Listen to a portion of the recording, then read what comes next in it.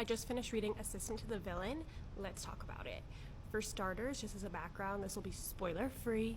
The book follows Evie, who has lost her job. She needs to find another one because she needs money to support her dad, who is sick, and her little sister.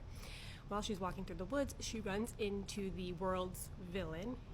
Everyone knows about him, and he offers her a job as his assistant. So now she is working for the villain in secret. No one can know.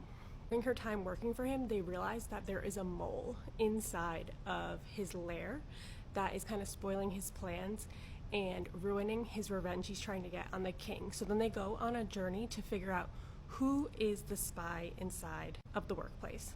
I gave this book a solid 3-star rating. For fantasy, this is super light, very entry level, perfect if you've never read a fantasy book before or you're kind of still dipping your toes in.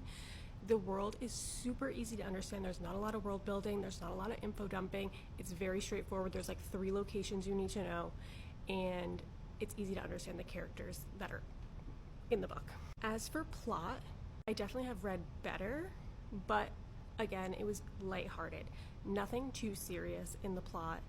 Easy to follow. You're kind of going with the characters on this little mission. Simple. I don't know if this is being talked about as like a romantasy.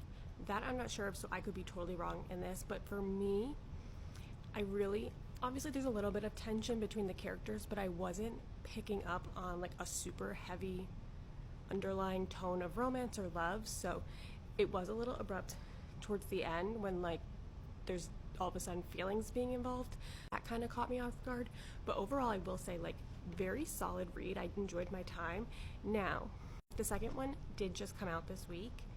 It is not on Kindle Unlimited, and that is the only reason why I have not downloaded it, because while I liked this book, I don't think I liked it enough to like immediately go and spend my money to buy the second one. If it was on Kindle Unlimited, I would have downloaded it. So I think I'm gonna hold off, but if you've read the second one and you think it's worth it, please try and convince me in the comments.